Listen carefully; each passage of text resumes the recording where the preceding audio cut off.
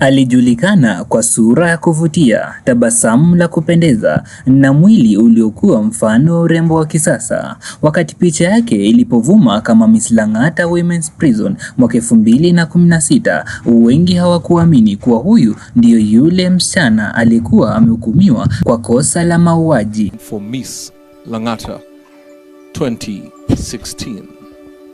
Contestant number 5. Oh my! I was so surprised and shocked. I didn't know actually that I'm going to get this, and I thank God for it because of God's favor.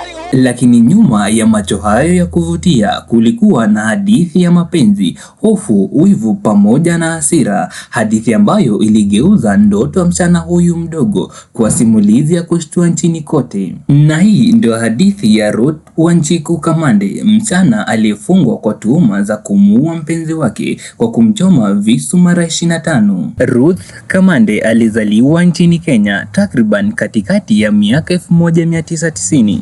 Kulingana na maelezo yaliyotolewa wakati wa kesi, alilelewa katika mazingira ya kawaida hapo mjini. Hata hivyo, Ruth Kamande alikuwa msichana mwenye akili, mwenye ndoto za kujitegemea na kunufaika kimaisha. Alisoma katika shule za Nairobi na baada ya kumaliza elimu ya sekondari, alianza kufanya kazi ndogo ndogo za ofisini wakati akijaribu kusoma masomo ya uhasibu. Wakati huo ndipo alipokutana na Farid Mohamed Halim, mwanaume mwenye asili ya Kiarabu. Alikuwa akifanya kazi katika sekta ya mawasiliano.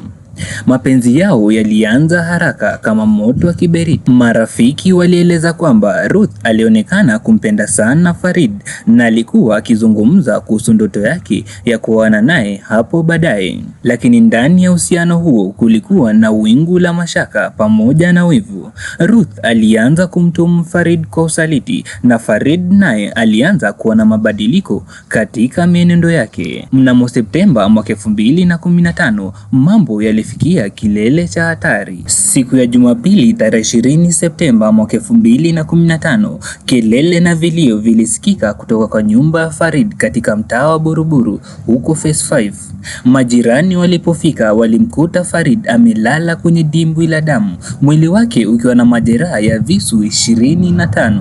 Ruth alikuwa ndani ya nyumba akiwa na majeraha madogo tumboni. Alidai kwamba alijaribu kujiua baada ya tukio hilo, na hapo polisi wakamkamata mara moja, na katika uchunguzi ilibainika kwamba chanzo cha ugomvi kilikuwa kadi ya hospitali aliyokuwa ameigundua Ruth, ambayo ilionyesha kwamba Farid alikuwa akipokea matibabu ya ugonjwa wa ukimwi, yani VVU, virusi vya ukimwi.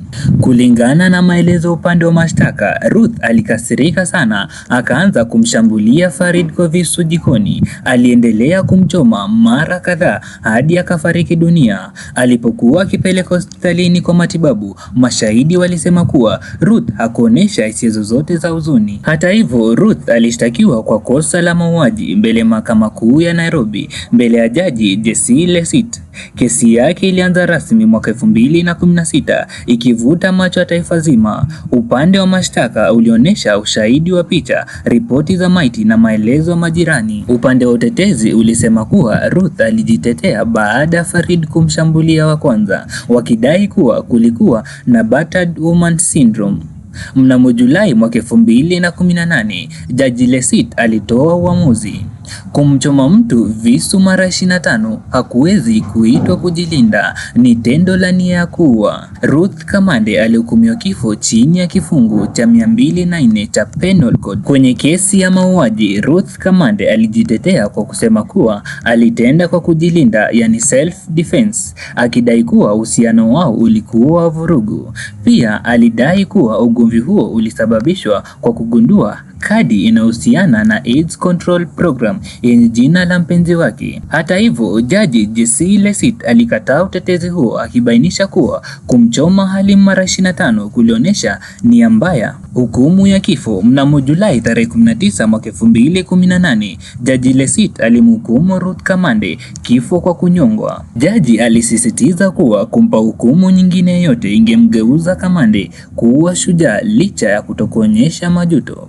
I find that the accused person deliberately stabbed the deceased with the clear intention to cause him pain, suffering and death, and I've taken into account. I want young people to know that it is not cool to kill your boyfriend or girlfriend, even where you feel disappointed or frustrated.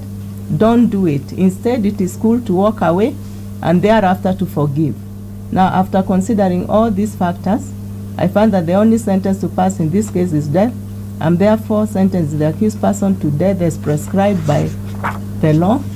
Hata hivyo, Kamande alikuwa bado hajaanza kunyongwa, kwani Kenya haikuwa imetekeleza hukumu za kifo tangu mwaka 1987. Ruth alipelekwa gereza la wanawake Lang'ata jijini Nairobi. Ndani ya gereza maisha yake yalibadilika taratibu. Alishinda taji la Miss Lang'ata Women's Prison mwaka 2016 na kuanza kushiriki katika programu za elimu pamoja na mafunzo. Kupitia mpango wa Justice Defenders alisoma shahada ya sheria akiwa gerezani, na mnamo mwaka 2024 alipokea cheti chake rasmi. Mawakili wake waliwasilisha rufaa kwenye mahakama ya rufaa na baadaye mahakama ya juu wakitaka adhabu yake ipunguzwe.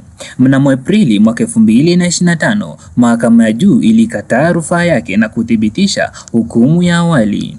Kutokana na mabadiliko ya sera kuhusu adhabu ya kifo, hukumu yake iligeuzwa kwa kifungo cha maisha gerezani. Kwa sasa Ruth Kamande anaendelea kutumikia kifungo chake katika gereza la wanawake la Lang'ata. Anafahamika kwa miongoni mwa wafungwa wenye nidhamu bora, anayesaidia katika masuala ya elimu na ushauri wa kisheria.